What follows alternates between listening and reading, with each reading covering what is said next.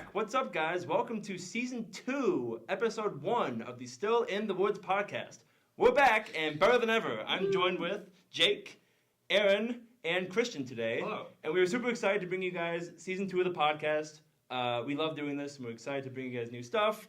But before we get too much further, hello, Aaron. You're a new guest today. How's it going? First time with you guys on the podcast, so I'm excited to be here. The OG as the first time on the podcast. That's a little ironic. Yeah, that's true. One of the OGs. We had a podcast going for a while, but when that lapsed, you guys picked it up, and so we felt they weren't doing a good enough job, so we took over. Fun to you. join you Literally, guys. that's exactly Natural. So, for those living under a rock, Aaron, you want to talk about who you are and kind of what your connection is to the Woods League? Sure. Yep. My name is Aaron Nitz. I started the Woods Disc League in 2020. Just like a lot of people who started in COVID, we had some friends who were learning how to play, and we said, we should organize this. So we got it together in 2020, started doing doubles, and because we had brand new players, we started the kind of A-B pool, so you'd pair up everybody, and it's kind of grown up ever since then. Been a lot of fun running it. And that's definitely my favorite part about the league is that definitely finding balanced teams and letting anyone kind of have a chance to win the night. I think that's kind of the overarching goal of the league. Yeah, is makes anyone us can different. win every night. Yeah. Exactly. I think at least in this area, that's the only league that I know of that does that. And Yeah. maybe, And it's awesome. Do the same thing. But. And if you guys want a full interview about Aaron, go listen to one of the old podcasts. But I'll just ask you one question, Aaron. This is year 7 of the league, I think. Yeah. Going since 2020 to now. What's kind of like, how have you felt the league has changed or maybe evolved since you started in 2020 compared to now? Obviously, coming and going of people. There's been a few guys who started with us who aren't with us, and then all of you guys at some point joined in with us because you weren't with us in 2020. So just the people, because the people is what makes a disc golf league fun, anyways. Right. But I feel like the general talent level of our league, especially the guys who have stuck around, absolutely. Literally when the league started, I was playing maybe MP40 at the time.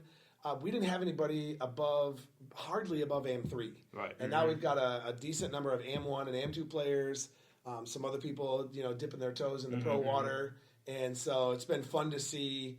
Maybe it's the coach in me, but it's fun to see people around me get better as well as working for myself to get better. Yeah, I feel like even since I joined the league in 2023, it was always the joke we had way over index of AM2.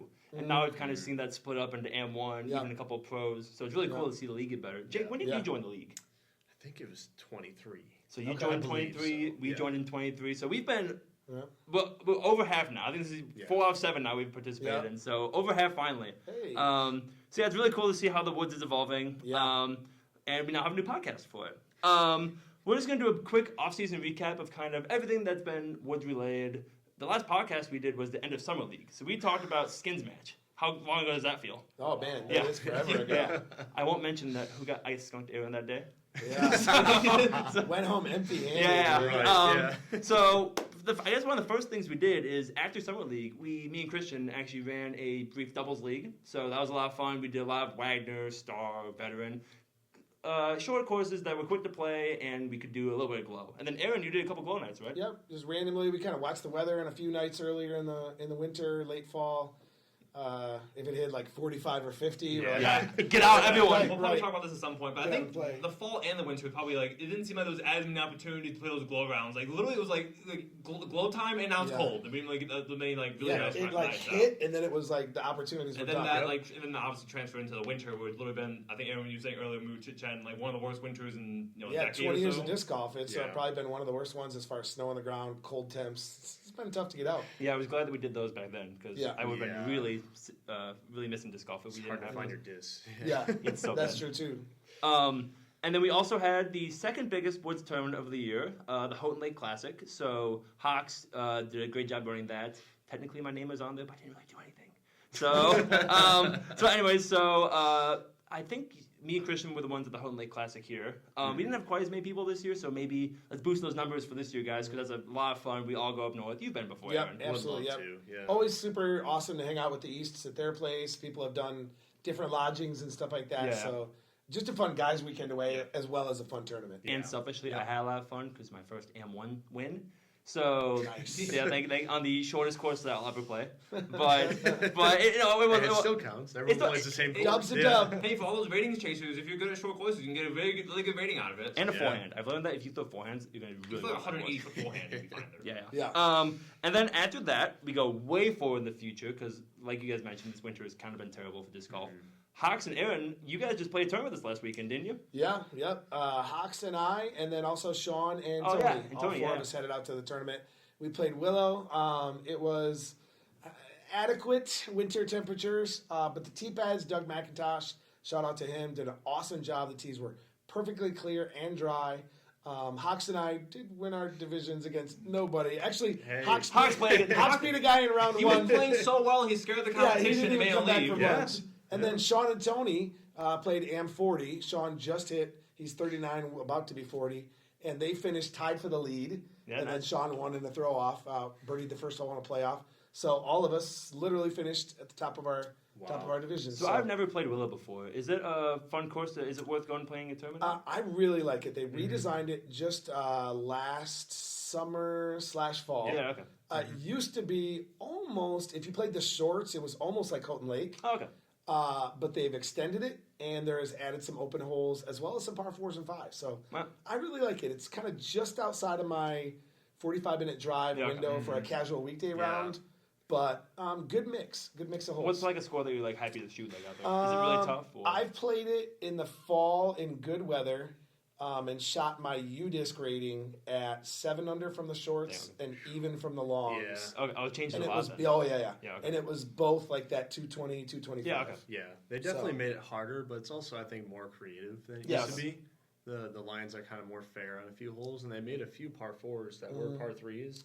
2 par 5s and 2 par 4s, I think. The par 5 across the field, that's pretty cool because you got to go over the bridge, and then there's another 300-foot shot. Yeah. Well, definitely too far, it sounds like, for leagues to ever go there. But a fun course, it sounds like, if anyone can get out there. I'd recommend. And then, I guess, is there anything else that stood out to you guys in the offseason? I haven't been playing as much in the winter because it stinks, but any other tournaments, any fun shout-outs, anything you guys can think of? The putting league. Oh, yeah, that's a great segue, Jake. So we actually just finished our 10-week putting league for this year. So I guess, Christian, for those not aware, do you want to kind of fill them in about the putting league? So pretty much, mostly Nicholas, but I helped out a little bit. So we ran a putting league. It was ended up being up 10 weeks, started in December, finished this week, and pretty much people who've entered the putting league, same general format as usual. A lot of putting leagues do less putts and more. The typical style, like bowling style, but it's a little bit less putts and more that kind of thing. But then we like to do it as more of a putting practice. We have tons of putts in while you're getting points, and then while we're doing it, we're just chilling, having a good time, bantering. If you showed up every week, you had 1,800 putts. That's massive. So, well, it's 180 putts a night, and there were 10 weeks. Yeah. So if you want to get better at putting, 1,800 putts is gonna help at least. 1,800 putts in like a career, like a year of putting. I don't think you get that many putts. I think only 2 people did that this year. We're perfect in attendance. I won't mention the names. Wait, go, Christian. Good job. Did you guys think? What do you guys think of the general format of leagues? Did you like it? Did you have fun? What things could be changed? What do you guys think of leagues in general? Putting league? Putting league, I'm sorry. Yeah. I like the change that we had for the made? middle 3 rounds. So there's 9 rounds in total. The middle 3, we started from 20, when we usually start from 15, and end at 40. So we added Circle 2 this year. Yeah, 4 different putts from 20, 25, 32, and then 40 this year, worth 11 points, which makes all the difference. So those long-range snipers got another opportunity to kind of, especially from Circle 2. I love Circle 2 long-range cheaters. I won't mention their, maybe not be the Twins, illegal step putts. I'm curious what you guys think. One thing that I had a hard time with running the league was we had usually 8 to 15 people, somewhere in that range, and depending on who shows up, we try to put people in divisions. But there's only one person that's the intermediate. Where do they go? Do they get smoked by pro? Do they beat everyone AM? So sometimes it's hard to balance divisions. Aaron, I'm sure you had that problem with leagues all the time. On our summer and spring leagues, it's like at the last second, some people show up and it changes the ratio of A pool to B pool, and then sometimes people are mad about you put me in this division, and So it was interesting because the last couple of weeks when we were getting when we were getting a little bit less attendance, we were doing a little bit like a double style. But, we were also toying around with a handicap. So I almost wonder, because that's been floated around a little bit of maybe we could do a handicap, but we don't have these divisions where everyone's just in the same division, and now you have a handicap, so kind of anyone with a handicap could be anyone else. So maybe that's something that either could be talked about or explored if people like that. Yeah, there's a lot of different ideas there. There's also, we tried to do a most improved. So regardless of what division you in, if you beat yourself and you improved, then you could do well. But a lot of ideas out there. If people show up to Putting League, let us know in the comments maybe what we can do better, what you liked, what you didn't like. there were a couple fun stats that I thought of for the league. So, like Jake briefly mentioned, we do different distances, so 15, 20, 25, 32, 40. So I checked tonight. So Hawks was our best 15-foot putter in the league at like 99%. So good job, Hawks. You'll never miss a tap in. Aaron, you smoked us all in 20 feet. I think you were like 95% from 20 feet. Yeah. The next highest was like 89. Yep. So, again, Aaron's automatic from almost anywhere. If I think about on the course, that's the putt that I would say that's my automatic. Yeah, you're automatic. 25, that's when it's, And he's such an advantage. I think the difference that, I think a lot of us think that we're that automatic from 20, but you actually back it up with the stats. The reality, we think we're good from 20 feet, and then we brick it. You walk yourself through rounds. When you throw good drives, a lot of times 20 foot is that. Yep, you have to I threw that great drive, and now I'm at 20 foot, but it doesn't matter unless you hit that putt. And you have such an advantage because your automatic is 5 feet longer than mine. I think my automatic is 15. I'm not automatic from 20. And you get such an advantage from that. From 25 feet, we had Jake, by the way. He beat everyone from 25 feet. And by the way, these are people who had to show up at least 3 times the leagues. So none of that 1 or 2 week nonsense. You had to earn it. And then 32 feet, I think, was also Aaron, if I remember correctly. So good job, Aaron. Short and long range. You're a sniper. And Aaron also was the best overall putter. Yep. So you might have the best average score. You had the best average score in the league, yes. Deservedly. So you might be considered our league champ if that was how the criteria for that. I'll take it. But I did beat him on the single night performance. I did have one night. You had the hot score. Yeah, I had the hot score once. Yeah, absolutely once. We can give you a participation trophy for that. And then a quick shout out. We do like most improved to shout those people. Congratulations! I know you're listening to this. Mike Thomas, you were the most improved putter this year from last year. So we checked the stats from last year. This year, you were like 6% better all across the field, and you improved from every single range. So it's a great job, all around improvement. Shout out Christian. You also were like our 3rd most improved. Yeah. So I think for the most part, people who showed up a good amount, most of them improved. Yeah. Wait, you mean if you practice a lot, you get better? You get 1,800 putts out, you actually crazy. Blows my mind. And one last thing that was really interesting.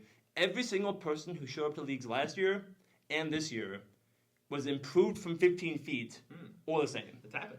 And I have a theory for that. Is that no one actually practices 15-footers, but when you go to leagues, you practice 15-footers. Yeah. You, like going to leagues, you think you're automatic from that range, and then turns out you're not, and you learn how to putt from that range, and we all got better at it. Those are the ones on the course where, I'm 15 feet, let me pick that one up, move to the next hole. So now I actually got to prove it by putting. Yeah, so that was a little bit of a cool tidbit. If you want to learn how to do tap-ins, which I really need help in, come to Putting League, apparently. Anything else about Putting League that you guys liked, didn't like, any thoughts, any comments? Leave it in the comments if you do. But we had a great time. We hope to bring it back next year if there's excitement for it, which we hope that there is. Segueing from Putting League, we have a fun announcement or continuing announcement from Aaron about an upcoming event that he's running. Yep, coming up really soon, February 12th, which is just like 9 days from right now. Put it on the calendar. You're going to be watching this. February 12th at Warren Woods Tower High School. I'm running a fundraiser tournament. We are going to be setting up an 18-hole course in the 2 gymnasiums and the hallways surrounding the gymnasiums. Imagine not an ace race, but an actual play it for score, anywhere from 40-foot, a little bit of trick shots, to 100-foot shots, up and down the bleachers. We're going to drop the batting cages. The big wrestling mats will be out as some obstacles that you might have to hyzer or anhyzer around. We're going to set it up as a fundraiser. I coach the boys volleyball team, which is a new team, and so they don't really have a good budget going. It's cost $30 to play. 20 of it's going to go to the team, and then 10 of it is going to go towards the Woods disc, which is going to get you a disc. So we've got a bunch of different putters. We've got Lunas, we've got Challengers, we've got some MVP putters out there. If you want to, pay an extra $10. You can loop as many times as you want. So I'm guessing the course will take about 40 minutes to run through. So you can play 6 rounds that night if you want to. The reason you might want to play those extra rounds is the Woods disc and Provision Financial have put up as a first prize in the upper division, which I believe UDisc is labeling M1. We're calling anything over 900, and anybody 899 and below, free entry into the Provision Financial Open in May, which is about a $75 entry fee. Awesome. And so for the B tier that we're going to run in the spring, if you're the hot score of the night, which I don't know. What do you think? A putter course? Well, we don't know what the course looks like. That's true. You probably have to shoot decently under par. I would think. There's also an opportunity because you said you got to finish out the holes, right? Right. So technically, I mean, there could be a couple elevated baskets up on referee stands. Oh, so I'm wondering. You could 3-pot. You could maybe lose a disc under a bleacher or something. So are we mainly talking like gymnasium, like or in hallways, or like kind of like everything? A little bit of everything, mostly in the gym. There's Okay. 2 gyms at Tower. I believe in the main gym, which is larger, I'm going to have about 9 holes. In the smaller gym, there's going to be about 5 holes. And then there's 2 long hallways that'll have like 2 holes each. Yeah, because I'm wondering, we were talking about this earlier with Christian. If you're in a gymnasium and you're putting on an elevated basket, your disc is going to stop. It's just going to keep going, and you might get a roll away. It might just not stop. Like it might just keep going. Also, we're going to drop a few little cheerleader mats down as bunkers. Oh, cool. That will be very near the baskets. So there might even be one basket that's on a mat.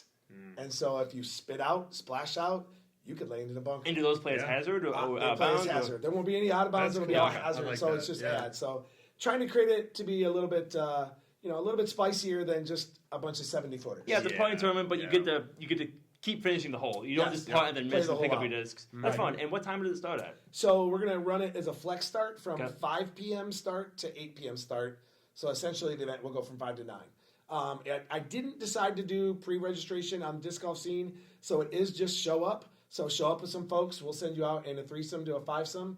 Play the round, and again, if you pay your 10 extra bucks, loop back around a couple times, try to shoot that hot score. And it's a little bit different from the putting tournament that me and Nate ran last year. It's more of a course style, kind of, that is a little bit different than what we did last year. And some of you guys might show up to that, and we had a lot of fun there, and we think it might even be better this year. This sounds like a really fun event. Yeah, I think it might be a traditional thing, too. That'd be awesome. I think it'll be fun.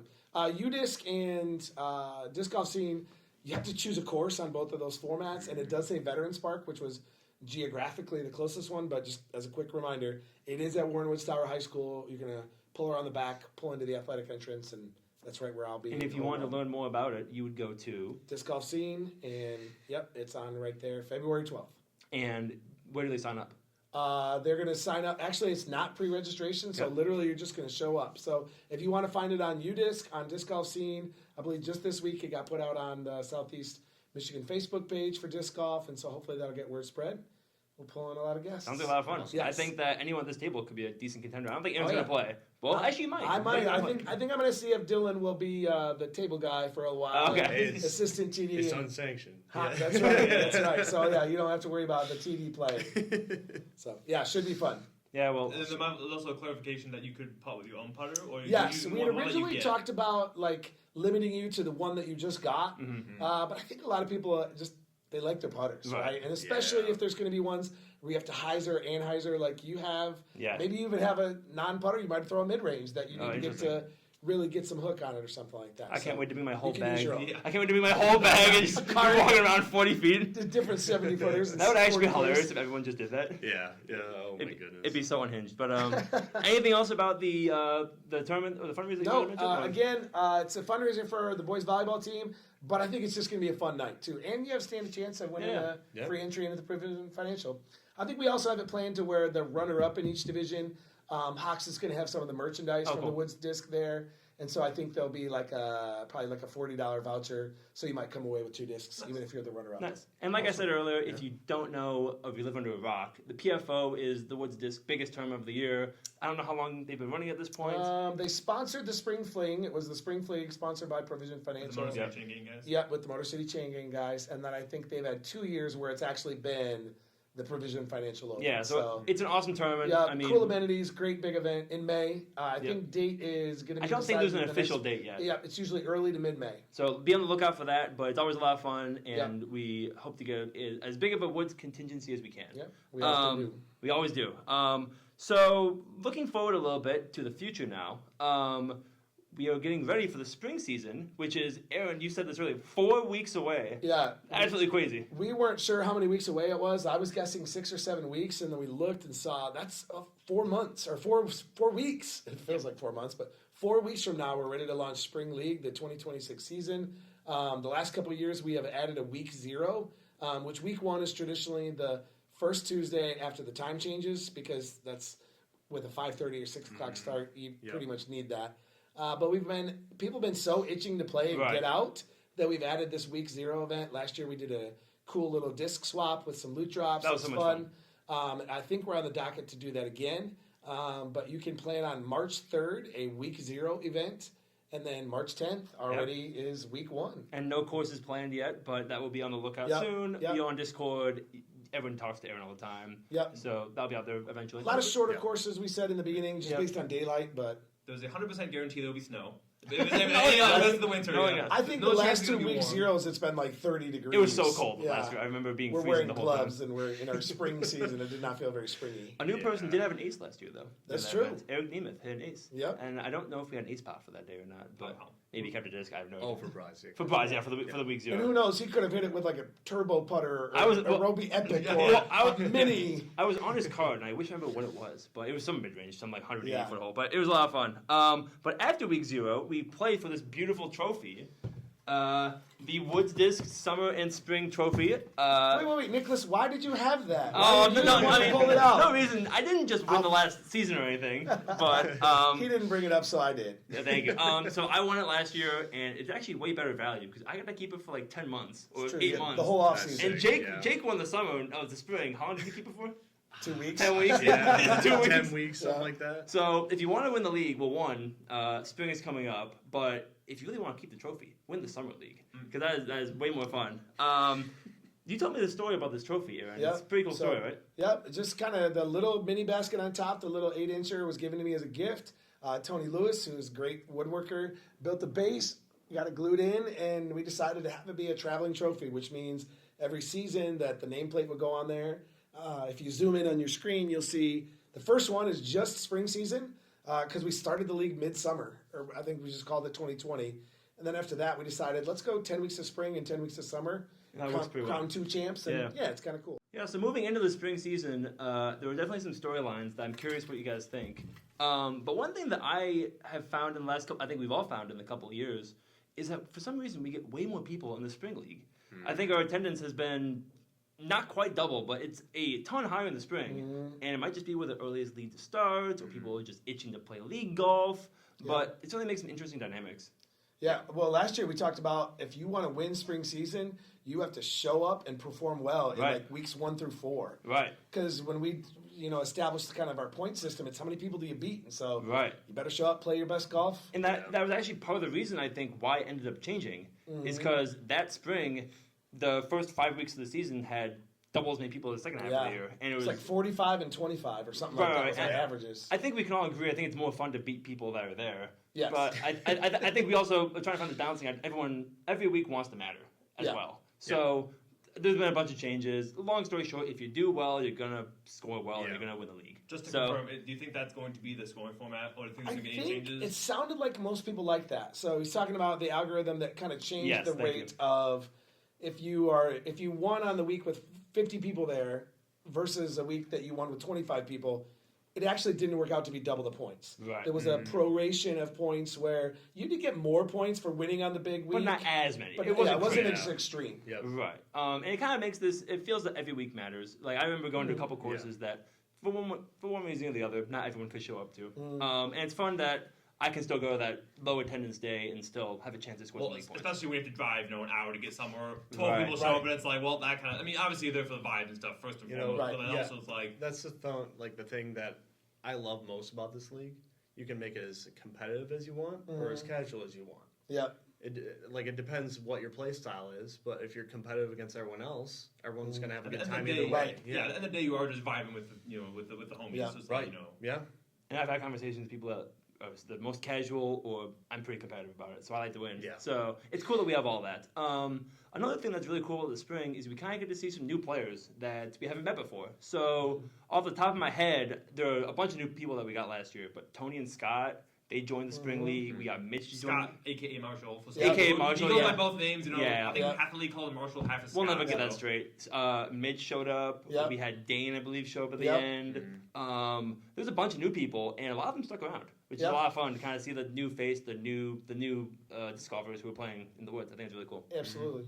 Well, that plus maybe some of the OGs who maybe have more time on their hands and they maybe can come back and show up a couple more times. Yeah, some rumors about some ending of retirements, perhaps. That's right. A few people we haven't seen in a little while might have to get them back out. I'm curious what you guys think about the ABC pools these days. About how do you think they're faring? Do we think one's better than the other? Do we just think, is this the year of the B return or the C return. I do remember the days where we were bemoaning the death of the A players. I remember that. A little over-exaggerated. Those talks 2 years the ago. A players are okay nowadays. I think the one season that Sean won as a B player, we were kind of like, well, I guess the A player winning every league is done. Yeah. And I think, did Brendan Crocker won, one? and Brandon Maxim won as a B player. Yeah. It might have been more because, frankly, maybe those players were the fringe Bs, maybe low Almost A's. A's, So, yeah. so like maybe that was more of the issue. But I definitely think that Aaron mentioned this earlier, but the league has gotten a lot better now. Mm-hmm. And I think in all 3 divisions, A, B, C, there are good players in all 3 of them. Yeah. Like, if you No, play I with a agree. C player, that person is still,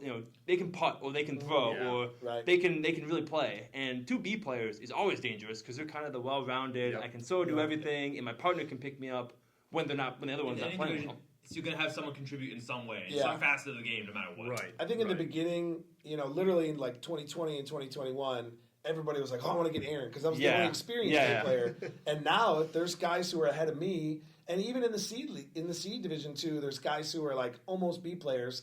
But then there's also this really cool dynamic in our league of, I brought my buddy from work. He's never played disc golf. That's awesome, yeah. And so as a partner, I know, okay, he's not going to contribute much, but how cool is it that some dude just showed up at our league, Yeah. didn't know anybody, might have even borrowed discs from his buddy or all of us, and they're welcome and they have a good time. So I love that about our league. And I think at this point, most of us have introduced at least someone to the league. And we all have friends that are playing now or people who have maybe moved on. But it's so much fun to play with all skill levels, advanced, beginners, everything in the middle. And that's a really cool part of what our league kind of does. Yep. You have that beginner-friendly vibe. Well, again, also being somewhat competitive.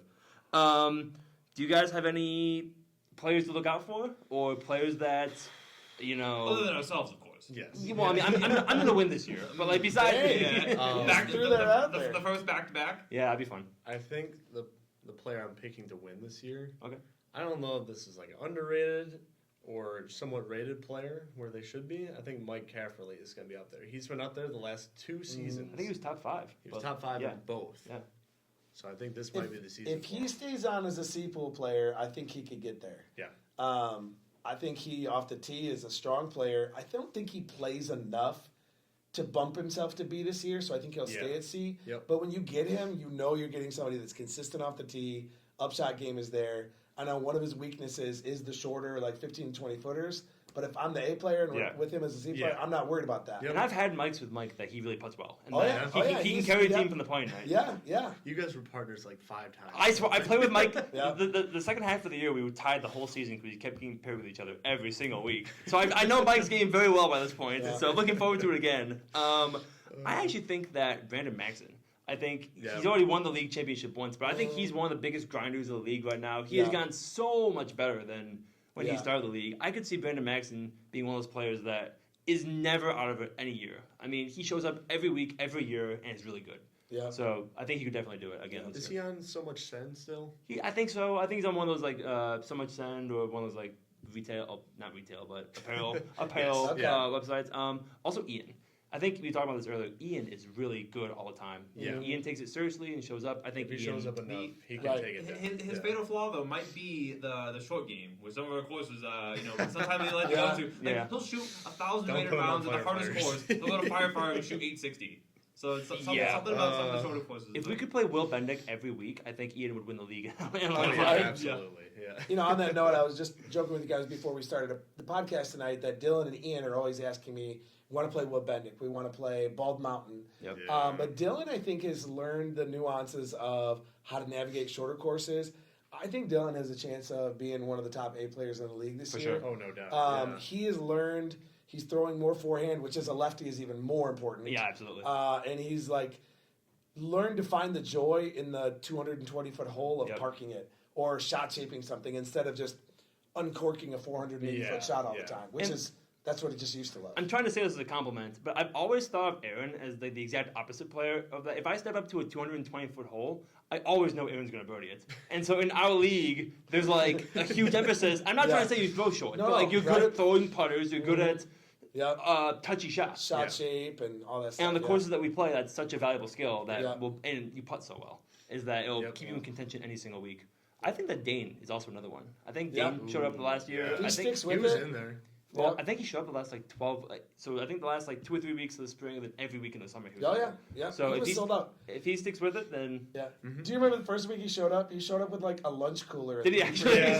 Yeah. When you bring to work with you and 3 frisbees in it, and then he was like, "Oh hey, I'm actually gonna get into this." Yeah. And so Yeah. bought some more frisbees, bought a bag. Does and anyone know? That's Did so he know funny. someone, or did he just find us on Worked Udisc? with Or Nate. is that what it was? Yeah, worked with Wow. Nate and got a work invitation. And like I said, that's one of the cool things about our league, right? You invite a coworker, a cousin, a neighbor, a buddy, and just That's awesome. hey, come hang out with us. Right. Yeah. That's awesome. I think Jeff has a great opportunity. I mean, Jeff is the one, going back to names who I think we can have a good shot. Jeff Cafferly, always a good putter. I think putting, no matter who you get as a partner, putting is always the most In valuable doubles, skill. yeah. If you get you have 2 people to get close to the basket, if you put yourself to 30 feet, Jeff's probably going to make it almost all the time. Yeah. I And think, the odds of a Cafferly winning.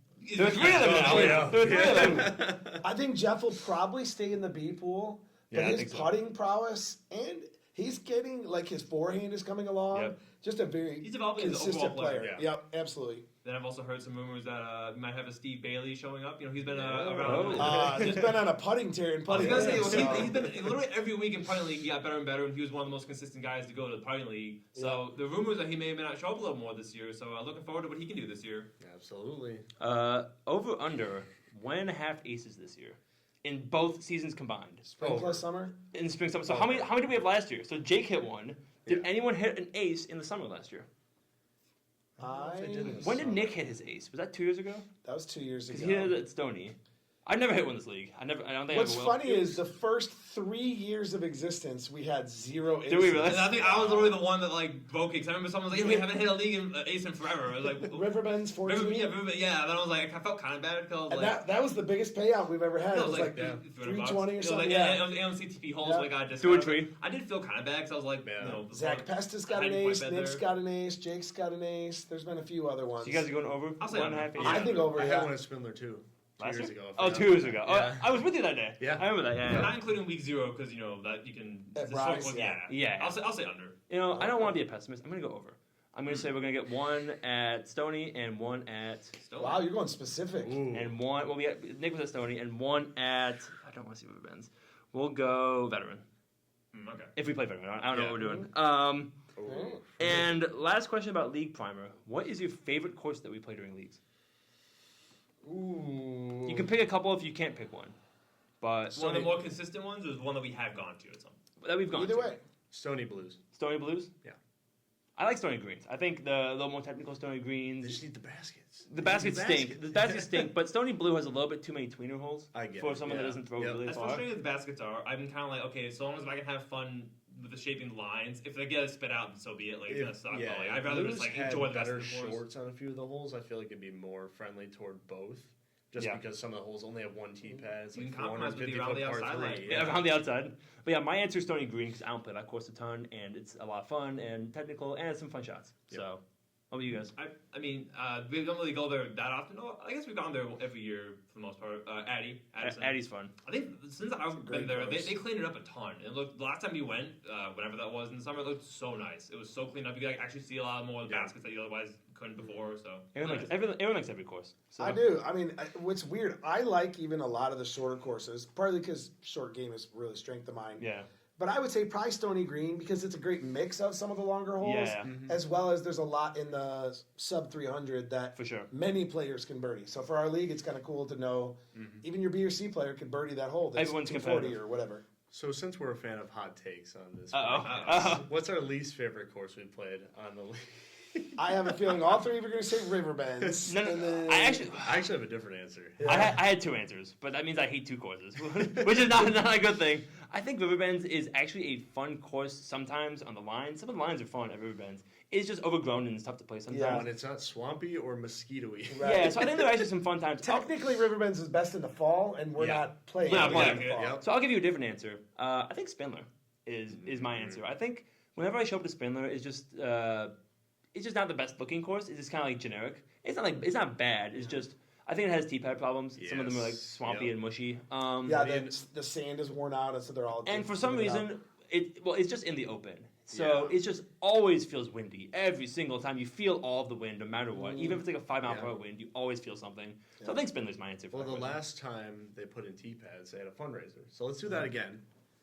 Oh, yeah. Put in cement tee beds if we can. Yeah, who do we talk to? Who do we talk to to raise money for Spindler? Right. Yeah, probably one of those two, Spindler or Riverbend's, one of those two.